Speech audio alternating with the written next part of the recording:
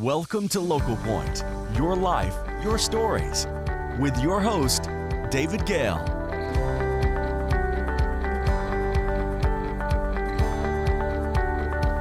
Hi everyone and welcome to Local Point. I'm your host, David Gale, and joining me in the VTV6 studio is Dennis Garner and Brad Vanfleet, who are part of the Uintah Basin Orchestra and Chorus. They have a concert coming up. Also, Uintah Basin Orchestra and Chorus, known locally as UBOC. And you've got two concerts a year, and this is the spring concert we're talking about, which is happening on March 24th, coming up here relatively quickly. Welcome. Thank you for joining us on Local Point. So let's start by just talking about some of the logistics. You typically have perform more than once on when you do your spring or your winter concert. So what's happening? We do. We have our matinee at 2 o'clock on the 24th, and then our evening performance at 7:30. And tickets can be purchased through the website, uboc.org, or at Vernal Davis Food and Drug. Okay, you can just go buy the tickets right there. Just go buy the tickets there, and it's available for you. But it's going to be a wonderful show. It's an amazing show.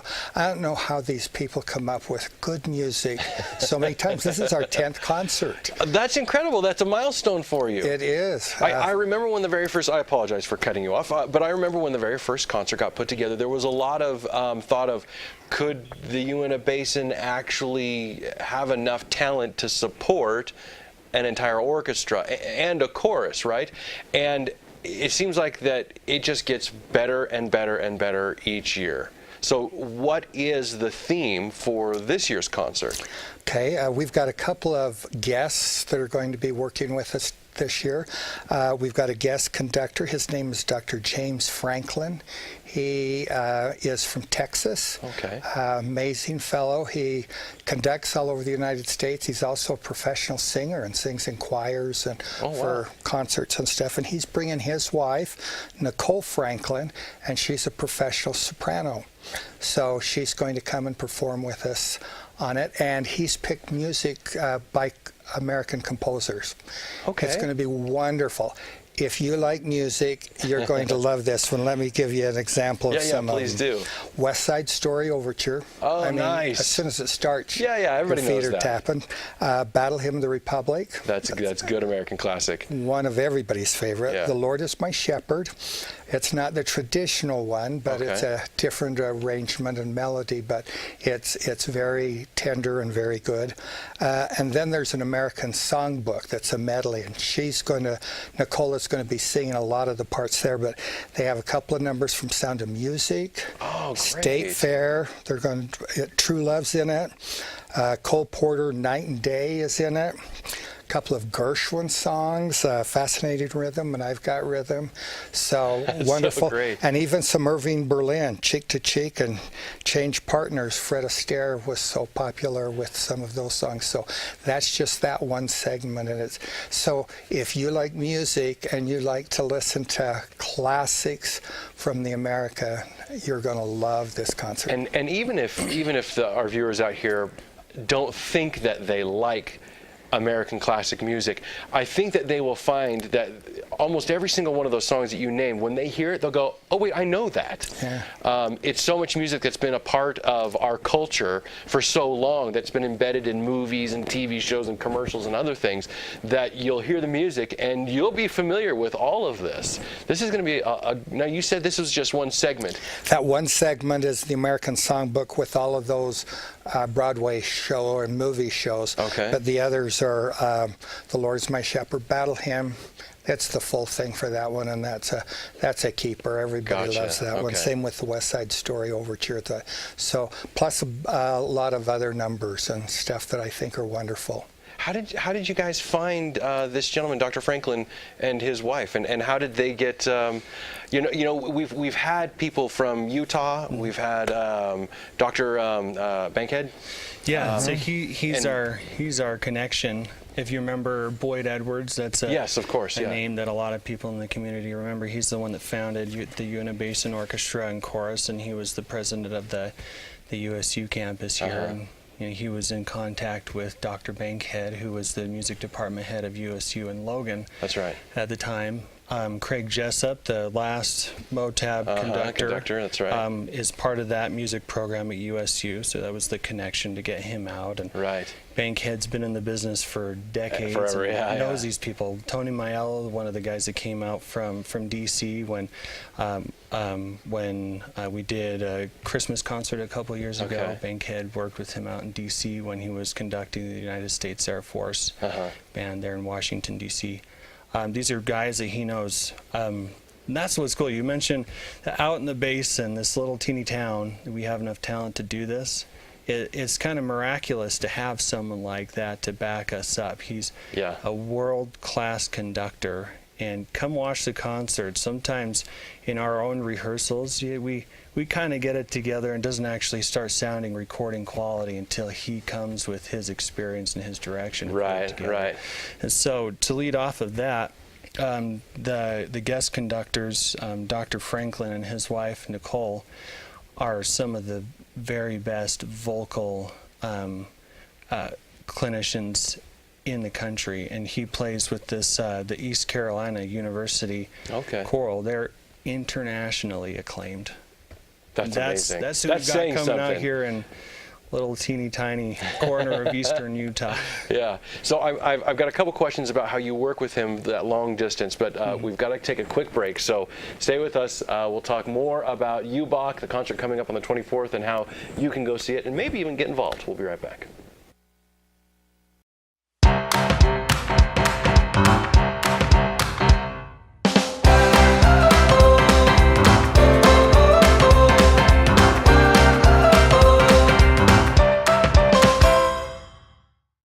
Being there to see the sunset, only to see it rise. Your friends, your family, and being around those who matter most. Visiting new places and trying new things. The road trips or the camping trips. The times you'll remember and the places you'll go back to. Let each mile bring you closer to the moments that matter. L&L Motor. People you know. People who care.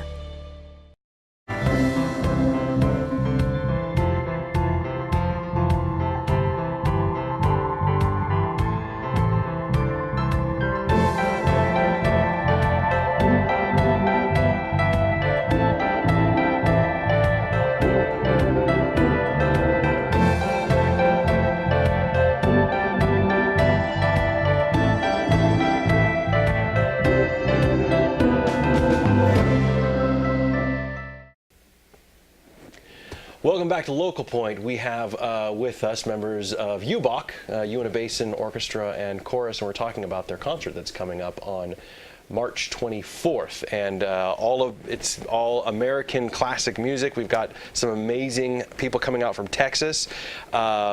But before we get back into it, I want to make sure that the audience knows exactly how they can get tickets, when it's happening, and where it's happening. Because in the past, you've had concerts like one in Roosevelt and one in Vernal, and that was maybe logistically a little difficult. So tell me again how this is happening and where people can get tickets. So the concerts are at the Vernal Middle School. That's the one on the south side of the road. Yes. You see all the banners on the fence. March 24th, there's a concert at 2 o'clock and another one at 7:30. If you go to uboc.org, Uintah Basin Orchestra and Chorus, that you can buy your tickets there or at the Davis Food and Drug. If they happen to run out at Davis Food and Drug, go on the website, get in contact with someone. There's some information there to call someone if we're sold out. But this is one you're going to want to go to. Yeah, because typically you sell out. I mean, if you wait till the week of, most likely you're going to be, slim pickings. People that have come to concerts, they come again. Yes. Yep, they for come sure. again. So I know that you do you direct the youth orchestra? There's kind of a subdivision of UBOC, which is this. Yeah. So the youth group. orchestra, the Uintah Basin Youth Chamber Orchestra, is under the umbrella of the Uintah Basin Orchestra and Chorus. Is kind of a feeder orchestra. We train these kids to learn the fundamental skills to play in a bigger, more advanced orchestra like UBOC. And there's some that are very advanced that just want to do more and play in both. Right. Like Dante Zubel, Lucy Flake, Liberty Benyon, Kayla, Timothy, Carson Timothy. These are some of the kids that play in both groups, and extremely talented kids. Yeah. They step up to the plate. They have a concert April 7th. Also at the middle school, $5 at the door. But this concert here, the UBOC one that we're talking about, we mentioned earlier, is American contemporary music. Yes. So even if you come to concerts in the past and maybe wasn't as interested because you didn't recognize, you'll recognize a lot of the music. Yes, for sure. Very beautiful stuff. Music that's been written in the wake of wars and hardships. For instance, I just want to read a quick quote, if we have time, from just some of the lyrics from this letter of Sullivan Ballou by John Kander. Is a story of a guy who fought and was writing these letters to his girlfriend. Said, if I do not return, my dear Sarah, never forget how much I loved you, nor that when my last breath escapes me on the battlefield, it will whisper your name. And this is one of the pieces that's going to be sung by Nicole Franklin. It's just an absolutely angelic soprano voice. What a treat to have such talent come in. But you know, we have such talent here. That's the crazy thing. Maybe, Dennis, you can tell us a little bit about what it takes to be in the orchestra and choir. Sure. We have auditions every fall, and we encourage and would love to have orchestra and chorus members, but they do have to audition, and they're good people. I'm amazed at the orchestra, Brad and the rest of them that put their stuff together. It's good. They are good players. But that's why it sounds so wonderful. But the singers, too, we could use your help. We could really get some additional people in there and even make it better. But that process will occur in the fall. And so where should people be looking for being aware of when the times and what they need to prepare? It's all on our website, uboc.org, and then there's a link there for auditions, and it'll give all the information, and it's wonderful. But we have about 75 in the chorus this season and about 50 or so in the orchestra. And so we've got an amazing community, and then our community always supports us. Yep. They are so good to come and support us, and so we love them. All right. We're out of time. Was there one last thing that you wanted to get in there? I was going to say the auditions are in the fall for the chorus, but for the orchestra, if you play an instrument, are ongoing. Okay. So go look at uboc.org for more information on that. Thank you, gentlemen, for coming in. Of course, thank you all for watching. That's all we have time for. Stay tuned now for this week's community calendar.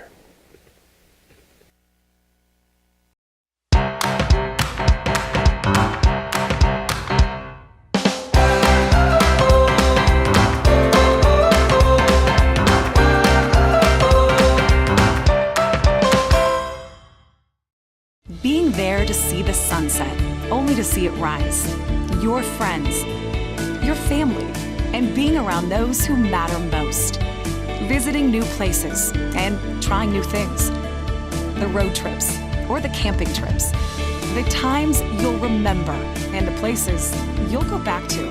Let each mile bring you closer to the moments that matter. L&L Motor. People you know. People who care.